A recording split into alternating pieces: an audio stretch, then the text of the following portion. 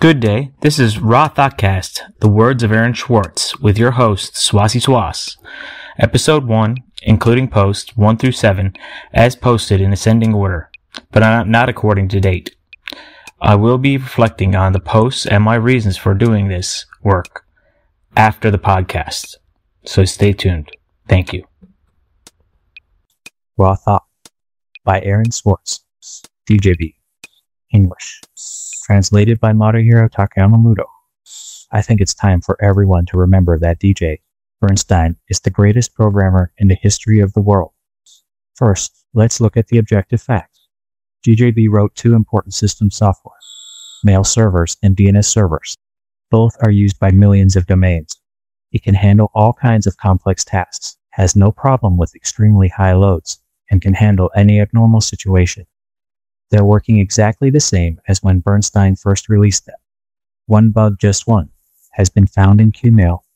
The second bug was reported to DJB DNS. But what's important is the fact that it took people nearly a decade to find the bug. I don't know of any other programmer who can do this. Donald Knuth has a good line, but his diary about text literary programming to read, you can see that he's been searching for bugs for years, and he thinks that his journey will never end. You can only repeat the steps so that you asymptote at the end, which is why there is that weird version numbering convention.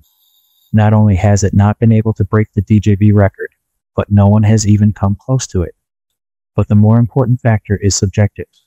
The DJB program is a work of art. It is a great work that should be understood with sensitivity. DJB chords are as pleasing to the look of their outlines as good art. There's balance and rhythm to it, and it's as good as the best typography. As with any great poem, each letter has a meaning. Each letter is there because you need it. But programs aren't just meant to be read. Dance like a graceful dancer, not only as a single dancer, but also as a ballet suite, dividing, moving, and putting them back together at an astonishing speed, over and over again. But unlike dance, these movements have a purpose. The program does what it needs to do.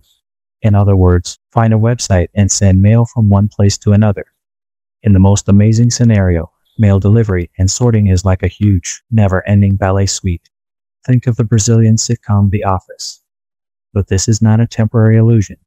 This is how your emails are processed every day. And it's not just about being appreciated. It's a dance with a purpose.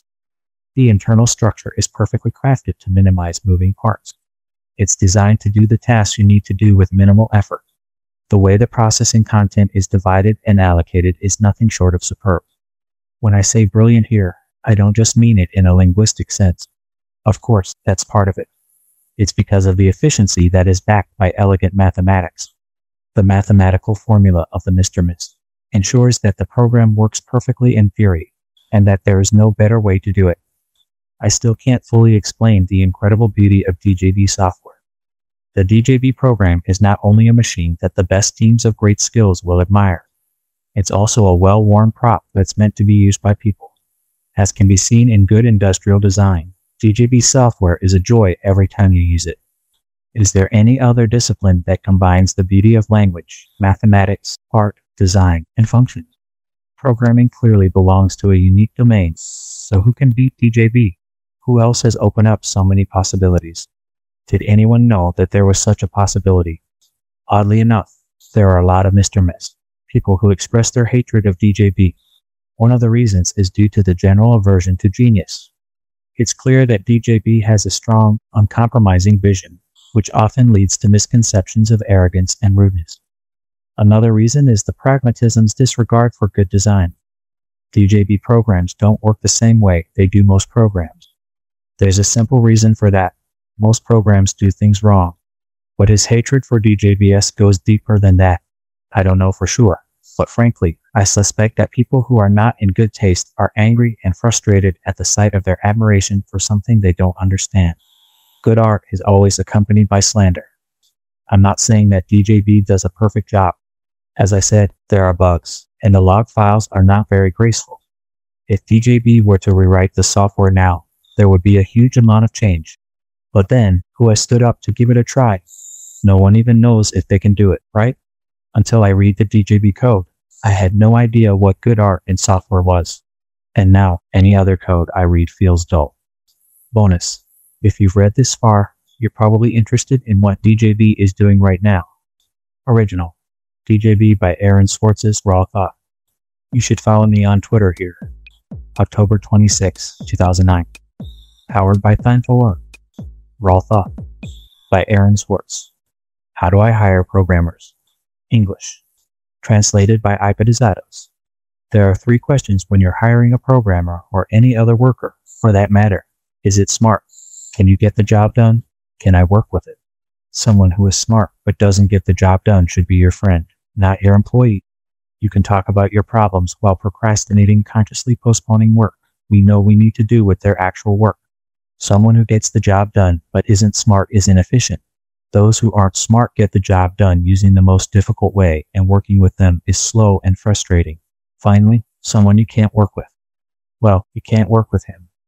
The traditional process of hiring programmers consists of A. Reading a resume, B. Asking some tough questions in a phone conversation, and C. Giving them a programming problem in person. I think it's a horrible system for hiring someone.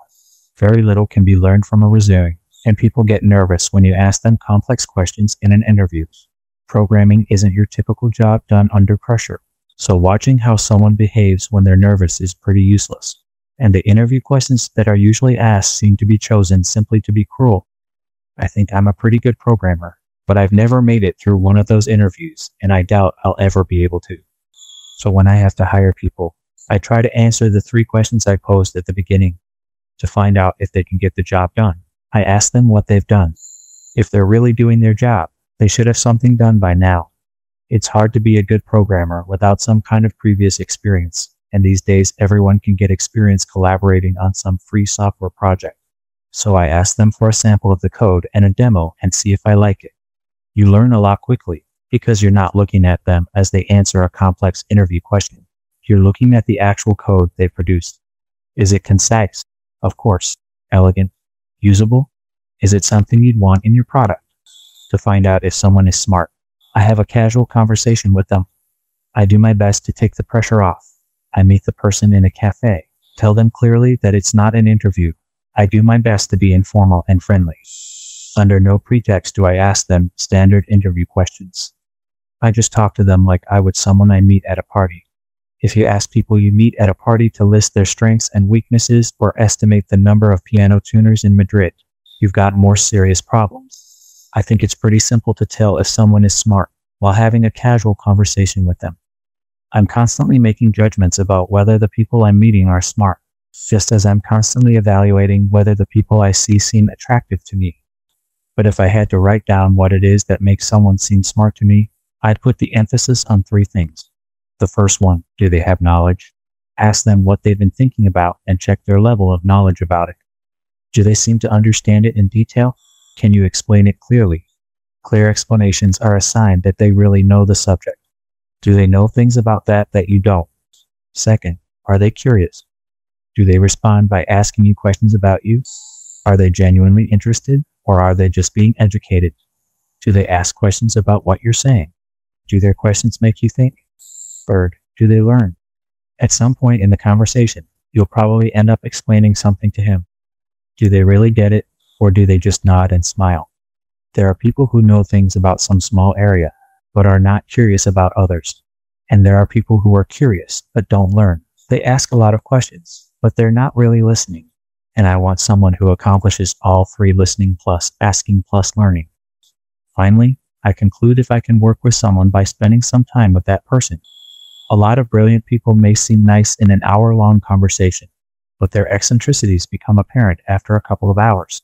So, once you've finished the talk, invite them over for lunch with the rest of the team or a game at the office. Of course, I keep things as informal as possible. The goal is precisely to see if they get on your nerves. If everything seems right and I feel ready to hire someone, I do a small final security check to confirm that they haven't given it to me with cheese. I ask them to do some of the work.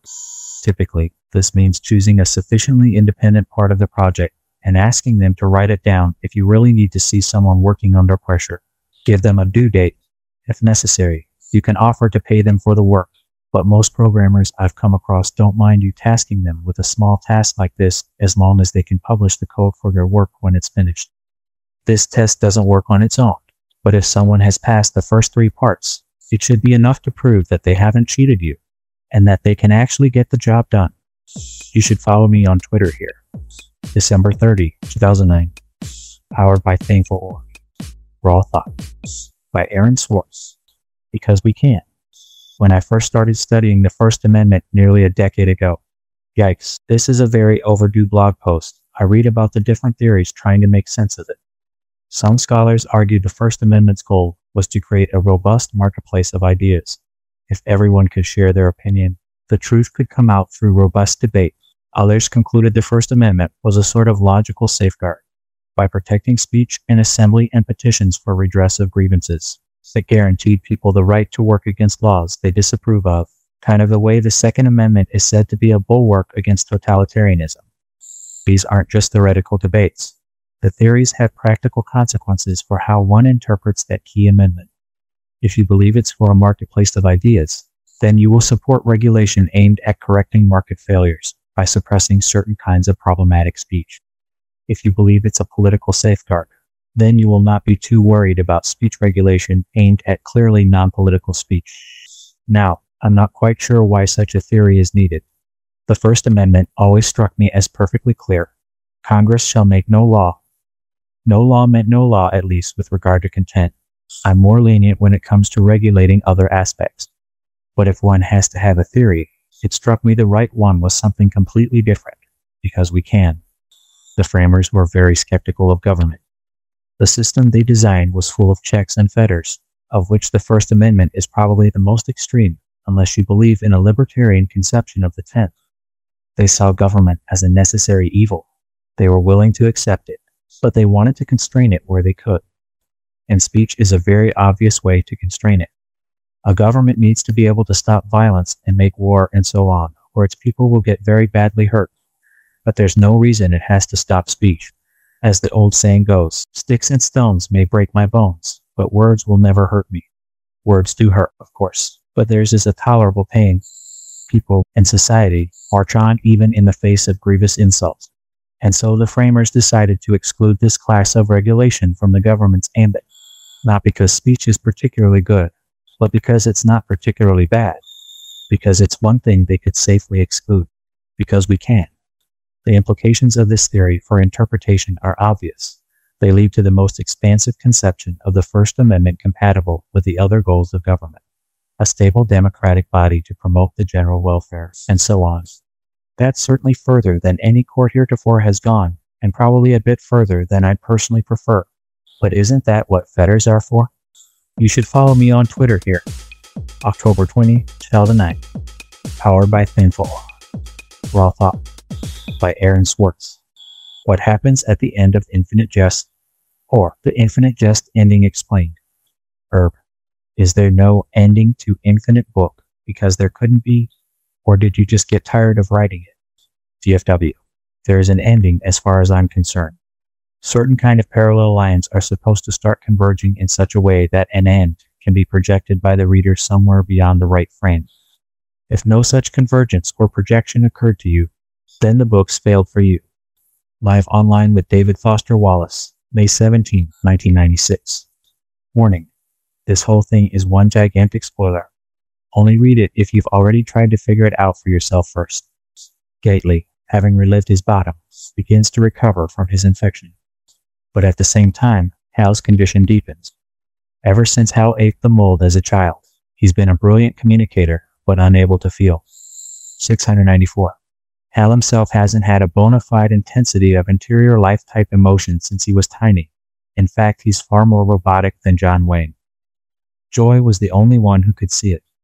In life, everyone thought Joy was just being crazy, but in death as a wraith, he can actually read Hal's thoughts and thus confirm his view.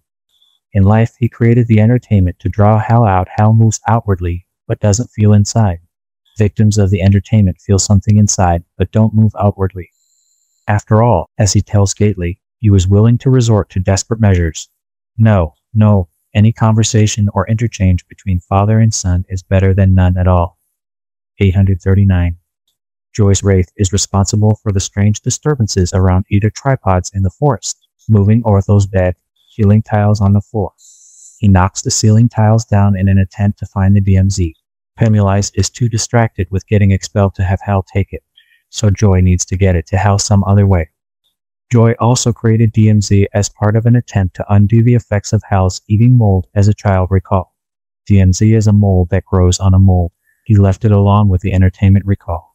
Beta kids find Joy's personal effects 670. A bulky old doorless microwave, a load of old TP cartridges, mostly unlabeled. The tapes and the DMZ are delivered together to the FLQ, which is about this goal. It stars a woman named Madame Psychosis, a street name for DMZ, explaining that the thing that killed you in your last life will give birth to you in the next. The DMZ and the entertainment were meant to go together for Hal.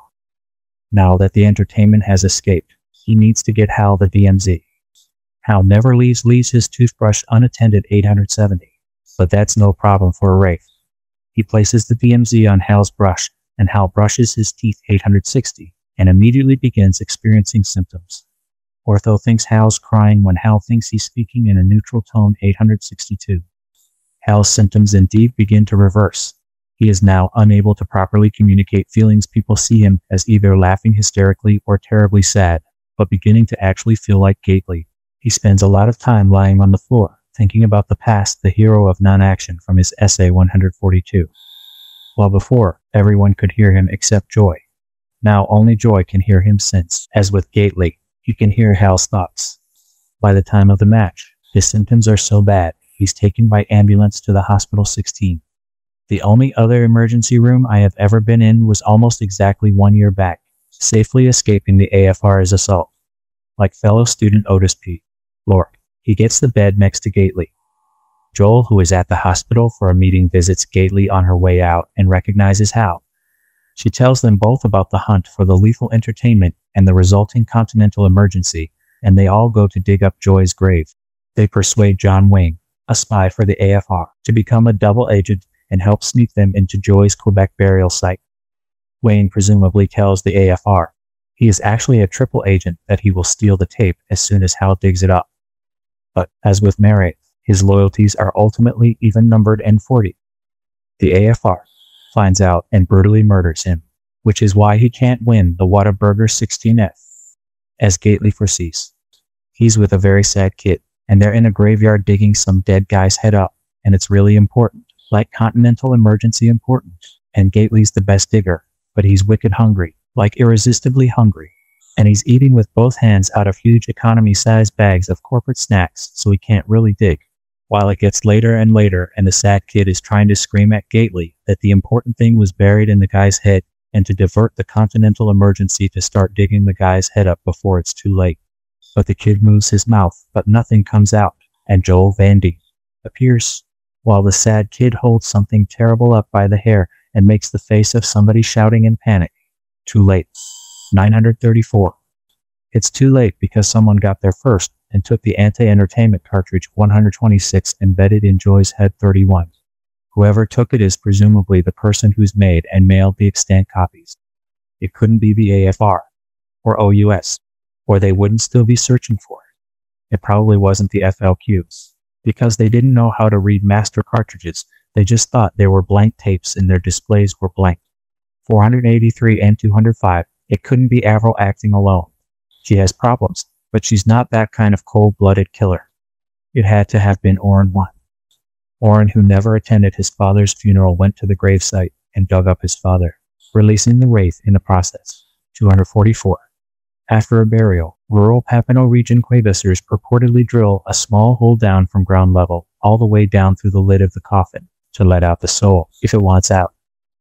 Orrin, who is such a partisan of his father that he feels the need to repeatedly ruin the lives of people like his mother, has been mailing the tapes to his father's enemies in revenge. Disapproving film critics in Berkeley and the medical attaché whose affair with his mother drove himself especially wild in Boston. It's possible he's being influenced by the wraith in these actions. After the AFR releases roaches into his giant glass tumbler, Orrin cuts a deal with the AFR and gives them the tape in return for letting him live. He's apparently still alive on page 14. The AFR uses the tape to set off some sort of intracontinental conflagration 16. Some sort of ultra-Mach fighter too high overhead to hear slices the sky from south to north. which apparently topples the Gentle Administration N114. YG is the very last year of subsidized time. As seen in Chapter 1, Hal's condition deepens until he literally can't communicate at all, but no longer feels like a robot anymore. 12. I'm not a machine. I feel and believe. The only thing he has left is tennis, and he looks forward to playing Ortho Stice in the final match of the Whataburger. But Stice is possessed by his father in the manuscript. Stice is called the Racer, so the novel ends as Hal finally gets to really interface with his father in the only way he has left. Thanks to Jeff Halley and Joe Giacona for help with the part about the DMZ. Recall that the padded mailer received by the attaché is postmarked Suburban Phoenix area in Arizona, USA, 36 also. Oren mentions being in line in the post office, even though, as Hal points out, you hate snail mail, and you quit mailing the moms the pseudo-form replies 2 years ago. 244 Oren doesn't reply to that. And there was reason to think Duplessis had received his original copies from this relative, an athlete. He may have borne responsibility for the razzles and dazzles of Berkeley and Boston. USA 723. The other appearances of the entertainment are New Iberia La Oren played football in New Orleans La and Temp as Oren lives in Phoenix as. Thanks to Greg Carlisle, page 477, for catching these. You should follow me on Twitter here. September 16, 2009. Powered by Thankful Raw Thought by Aaron Swartz. How to be more productive.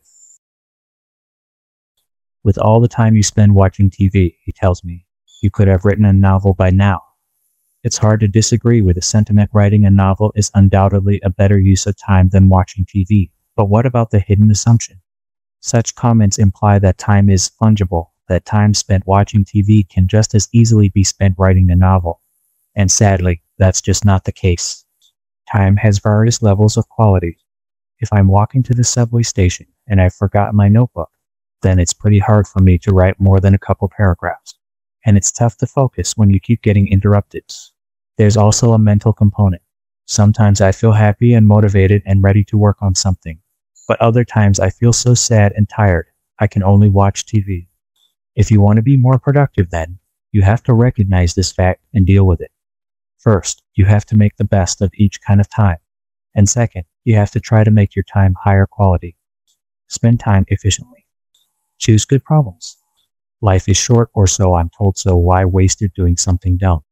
It's easy to start working on something because it's convenient, but you should always be questioning yourself about it. Is there something more important you can work on? Why don't you do that instead? Such questions are hard to face up to eventually. If you follow this rule, you'll have to ask yourself why you're not working on the most important problem in the world, but each little step makes you more productive. This isn't to say that all your time should be spent on the most important problem in the world. Mine certainly isn't after all. I'm writing this essay, but it's definitely the standard against which I measure my life. Have a bunch of them. Another common myth is that you'll get more done if you pick one problem and focus on it exclusively. I find this is hardly ever true.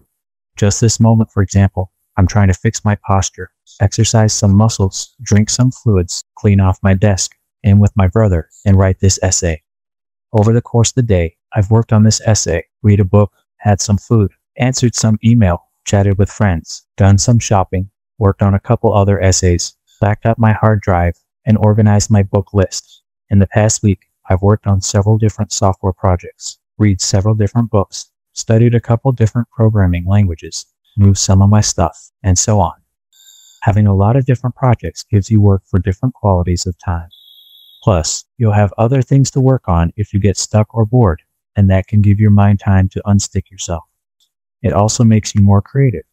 Creativity comes from applying things you learn in other fields to the field you work in.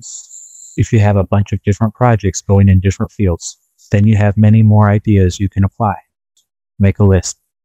Coming up with a bunch of different things to work on shouldn't be hard. Most people have tons of stuff they want to get done. But if you try to keep it all in your head, it quickly gets overwhelming. The psychic pressure of having to remember all of it can make you crazy. The solution is again simple. Write it down. Once you have a list of all the things you want to do, you can organize it by kind. For example, my list is programming, writing, thinking, errands, reading, listening, and watching in that order. Most major projects involve a bunch of these different tasks. Writing this, for example, involves reading about other procrastination systems, thinking up new sections of the article, cleaning up sentences, emailing people with questions, and so on, all in addition to the actual work of writing the text. Each task can go under the appropriate section, so that you can do it when you have the right kind of time. Integrate the list with your life. Once you have this list, the problem becomes remembering to look at it. And the best way to remember to look at it is to make looking at it what you would do anyway. For example, I keep a stack of books on my desk, with the ones I'm currently reading on top. When I need a book to read, I just grab the top one off the stack. I do the same thing with TV movies. Whenever I hear about a movie I should watch, I put it in a special folder on my computer. Now whenever I feel like watching TV, I just open up that folder. I've also thought about some more intrusive ways of doing this. For example, a web page that pops up with a list of articles in my to-read folder whenever I try to check some weblogs. Or maybe even a window that pops up with work suggestions occasionally for me to see when I'm goofing off. Make your time higher quality. Making the best use of the time you have can only get you so far. The much more important problem is making more higher quality time for yourselves. Most people's time is eaten up by things like school and work. Obviously, if you attend one of these, you should stop. But what else can you do? Ease physical constraints. Carry pen and paper. Pretty much everyone interesting I know has some sort of pocket notebook they carry at all times. Pen and paper is immediately useful in all kinds of circumstances if you need to write something down for somebody, take notes on something, scratch down an idea, and so on. I've even written whole articles in the subway one. I used to do this, but now I just carry my computer phone everywhere. It doesn't let me give people information physically, but it makes up for it by giving me something to read all the time email and pushing my notes straight into my email inbox, where I'm forced to deal with them right away. Avoid being interrupted. For tasks that require serious focus, you should avoid getting interrupted. One simple way is to go somewhere interrupters can't find you. Another is to set up an agreement with the people around you. Don't bother me when the door is closed, or in me if I have headphones on, and then you can ignore the M's until you're free. You don't want to overdo it. Sometimes if you're really wasting time, you should be distracted. It's a much better use of time to help someone else with their problem than it is to sit and read the news. That's why setting up specific agreements is a good idea. You can be interrupted when you're not really focusing. Ease mental constraints. Eat, sleep, exercise. Time when you're hungry or tired or twitchy is low quality time. Improving it is simple. Eat, sleep, and exercise. Yet I somehow manage to screw up even this. I don't like going to get food, so I'll often work right through being hungry and end up so tired out that I can't bring myself to go get food too. It's tempting to say to yourself, I know I'm tired, but I can't take a nap, I have work to do. In fact, you'll be much more productive if you do take that nap, since you'll improve the quality of the day's remaining time, and you are going to have to sleep sometime anyway. I don't really exercise much, so I'm probably not the best person to give advice on that bit, but I do try to work it in where I can. While I'm lying down reading, I do sit-ups, and when I need to go somewhere on foot, I run. Talk to cheerful people. Easing mental constraints is much harder. One thing that helps is having friends who are cheerful. For example, I always find myself much more inclined to work after talking to Paul Graham or Dan Connolly. They just radiate energy. It's tempting to think that you need to get away from people and shut yourself off in your room to do any real work. But this can be so demoralizing that it's actually less efficient. Share the load. Even if your friends aren't cheerful, just working on a hard problem with someone else makes it much easier. For one thing, the mental weight gets spread across both people. For another, having someone else there forces you to work instead of getting distracted. Procrastination and the mental force field. But all of this is sort of dodging the issue. The real productivity problem people have is procrastination. It's something of a dirty little secret, but everyone procrastinates severely. It's not just you. But that doesn't mean you shouldn't try to stop it. What is procrastination? To the outside observer, it looks like you're just doing something fun, like playing a game or reading the news instead of doing your actual work. This usually causes the outside observer to think you're lazy and bad. But the real question is, what's going on inside your head? I've spent a bunch of time trying to explore this, and the best way I can describe it is that your brain puts up a sort of mental force field around a task. Ever play with two magnets? If you orient the magnets properly and try to push them towards each other, they'll repel fiercely.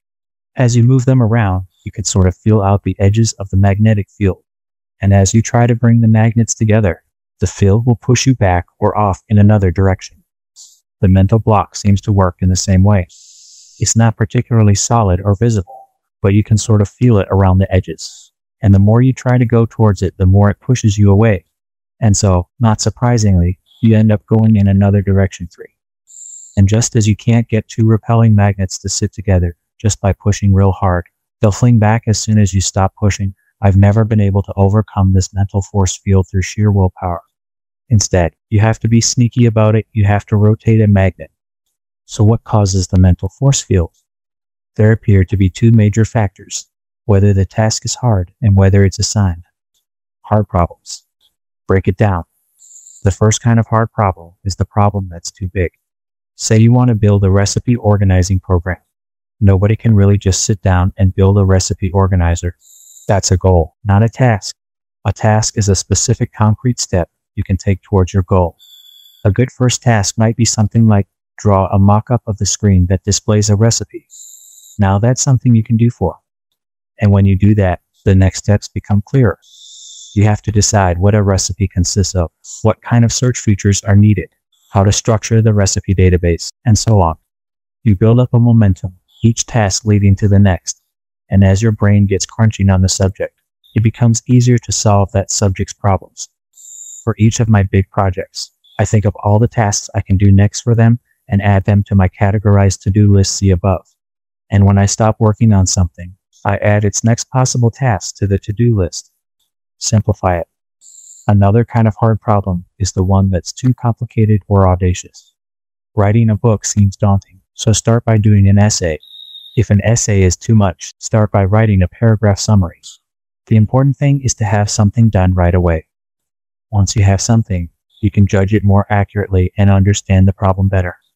It's also much easier to improve something that already exists than to work at a blank page. If your paragraph goes well, then maybe it can grow into an essay and then into a book. Little by little, a perfectly reasonable piece of writing all the way through. Think about it. Often the key to solving a hard problem will be getting some piece of inspiration. If you don't know much about the field, you should obviously start by researching it, see how other people did things, get a sense of the terrain. Sit and try and understand the field fully. Do some smaller problems to see if you have a handle on it. Assign problems. Assigned problems are problems you're told to work on. Numerous psychology experiments have found that when you try to incentivize people to do something, they're less likely to do it and do a worse job. External incentives, like rewards and punishments, shows what psychologists call your intrinsic motivation, your natural interest in the problem. This is one of the most thoroughly replicated findings of social psychology. Over 70 studies have found that rewards undermine interest in the task. People's heads seem to have a deep avoidance of being told what to do. The weird thing is that this phenomenon isn't just limited to other people, it even happens when you try to tell yourself what to do. If you say to yourself, I should really work on X, that's the most important thing to do right now, then all of a sudden X becomes the toughest thing in the world to make yourself work on. But as soon as Y becomes the most important thing, the exact same X becomes much easier. Create a false assignment. This presents a rather obvious solution. If you want to work on X, tell yourself to do Y. Unfortunately, it's sort of difficult to trick yourself intentionally, because you know you're doing it. 7. So you've got to be sneaky about it. One way is to get someone else to assign something to you. The most famous instance of this is grad students who are required to write a dissertation, a monumentally difficult task that they need to do to graduate. And so, to avoid doing this, grad students end up doing all sorts of other hard stuff. The task has to both seem important, you have to do this to graduate, and big hundreds of pages of your best work, but not actually be so important that putting it off is going to be a disaster. Don't assign problems to yourself. It's very tempting to say, all right, I need to put all this aside, hunker down and finish this essay. Even worse is to try to bribe yourself into doing something, like saying, all right, if I just finish this essay, then I'll go and eat some candy. But the absolute worst of all is to get someone else to try to force you to do something. All of these are very tempting. I've done them all myself, but they're completely counterproductive. In all three cases, you've basically assigned yourself a task. Now your brain is going to do everything it can to escape it. Make things fun. Hard work isn't supposed to be pleasant, we're told. But in fact, it's probably the most enjoyable thing I do. Not only does a tough problem completely absorb you while you're trying to solve it, but afterwards you feel wonderful having accomplished something so serious. So the secret to getting yourself to do something is not to convince yourself you have to do it, but to convince yourself that it's fun. And if it isn't, then you need to make it fun. I first got serious about this when I had to write essays for college. Writing essays isn't a particularly hard task, but it sure is a sign. Who would voluntarily write a couple pages connecting the observations of two random books? So I started making the essays into my own little jokes. For one, I decided to write each paragraph in its own little style, trying my best to imitate various forms of speech. This had the added benefit of padding things out 8. Another way to make things more fun is to solve the meta problem. Instead of building a web application, try building a web application framework with this as the example app. Not only will the task be more enjoyable, but the result will probably be more useful. Conclusion. There are a lot of myths about productivity: that time is fungible, that focusing is good, that bribing yourself is effective, that hard work is unpleasant, that procrastinating is unnatural, but they all have a common theme: a conception of real work as something that goes against your natural inclinations. And for most people and most jobs, this may be the case. There's no reason you should be inclined to write boring essays or file pointless memos. And if society is going to force you to do so anyway, then you need to learn to shut out the voices in your head telling you to stop. But if you're trying to do something worthwhile and creative, then shutting down your brain is entirely the wrong way to go. The real secret to productivity is the reverse: to listen to your body, to eat when you're hungry, to sleep when you're tired, to take a break when you're bored, to work on projects that seem fun and interesting. It seems all too simple.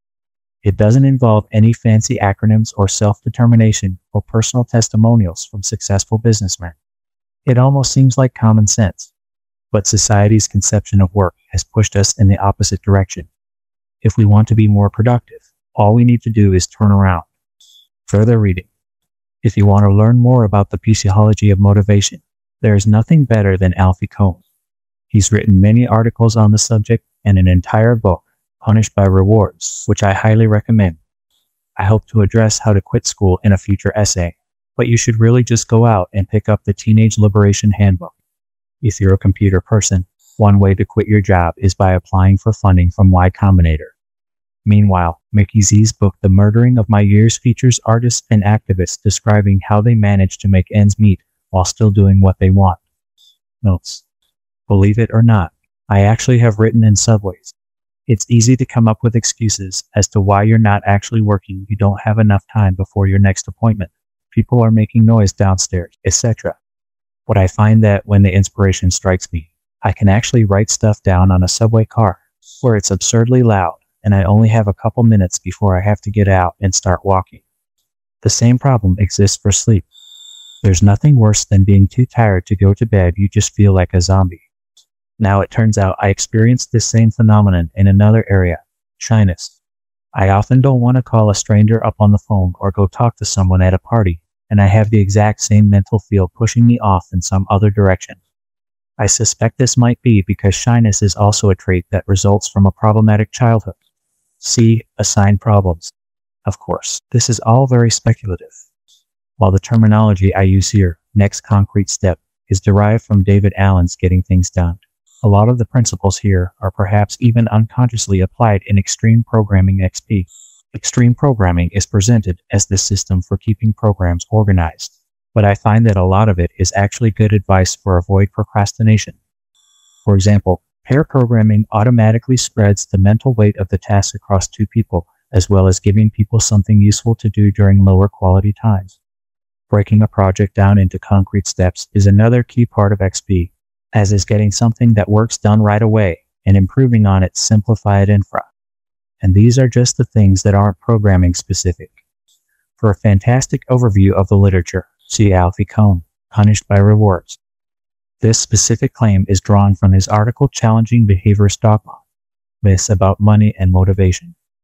I originally simply assumed this was somehow biological, but Paul Graham pointed out it's more likely learned. When you're little, your parents try their best to manipulate you. They say do your homework, and your mind tries to wriggle free and think about something else. Soon enough, the wriggling becomes habit. Either way, it's going to be a tough problem to fix. I've given up trying to change this. Now I try to work around it. Richard Feynman tells a story about how he was trying to explore his own dreams, much the way I've tried to explore my own procrastination. Each night, he tried to observe what happened to himself as he fell asleep. I'm dreaming one night as usual, making observations, and then I realize I've been sleeping with the back of my head against the brass rod. I put my hand behind my head, and I feel that the back of my head is soft. I think, aha, that's why I've been able to make all these observations in my dreams. The brass rod has disturbed my visual cortex. All I have to do is sleep with the brass rod under my head, and I can make these observations anytime I want. So I think I'll stop making observations on this one and go into deeper sleep. When I woke up later, there was no brass rod, nor was the back of my head soft. Somehow, my brain had invented false reasons as to why I shouldn't observe my dreams anymore. Surely you're joking, Mr. Feynman, 50. Your brain is a lot more powerful than you are.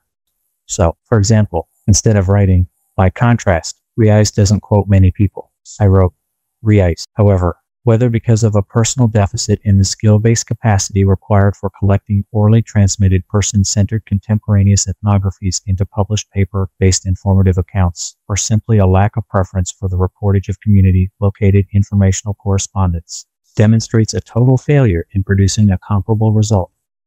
The professor, apparently seriously desensitized to bad writing, never seemed to realize I was joking despite going over the paper with me one-on-one. You should follow me on Twitter here. December 28, 2005. Powered by Thankful Oil. Raw Thought. By Aaron Swartz. What's going on here? I'm adding this post not through blogging software, like I normally do, but by hand, right into the web page. It feels odd. I'm doing this because a week or so ago my web server started making funny error messages and not working so well. The web server is in Chicago, and I am in California, so it took a day or two to get someone to check on it. The conclusion was the hard drive had been fried. When the weekend ended, we sent the disk to a disk repair place. They took a look at it, and a couple days later said that they couldn't do anything. The heads that normally read and write data on a hard drive by floating over the magnetized platter had crashed right into it. While the computer was giving us error messages, it was also scratching away a hole in the platter. It got so thin that you could see through it. This was just in one spot on the disk, though, so we tried calling the famed drive savers to see if they could recover the rest. They seemed to think they wouldn't have any better luck. Please, tell me if you know someplace to try. I hadn't backed the disk up for at least a year in fairness. I was literally going to back it up when I found it giving off error messages, and the thought of the loss of all that data was crushing. I broke down crying and couldn't function. I've since been trying to piece things together from the old backup and the Google cache and so on. It's a painful and time-consuming process, and even without this on my hands, I am extremely lacking time. I'll try my best, though. Thanks to everyone for their kind words and support. If you have some files you think I might be missing, let me know. If you have some disposable income and want to help fund the purchase of a new server and perhaps the recovery of the old disk, you can make a donation. Sorry for screwing up. You should follow me on Twitter here. May 15, 2005. Powered by Thankful Work. Raw Thought. By Aaron Swartz. Getting back on track. Just how crazy am I? Well, tonight I wrote my own weblogging system. One of the silver linings of losing a server is that you get to rebuild things just the way you like. Anyway, this might mean I'll start posting more. Or maybe not. Either way, this site is now proudly powered by good old Make. For those who are interested, the code is now up, but it's probably not easily usable by most. You should follow me on Twitter here. June 1, 2005. Powered by Thankful Work. And that was posts 1 through 8 of Raw Thought weblog of Aaron Swartz. My greatest takeaway with what topics he chooses to greatly impacts the ideas I have about reaching a greater audience on topics that concern me deeply.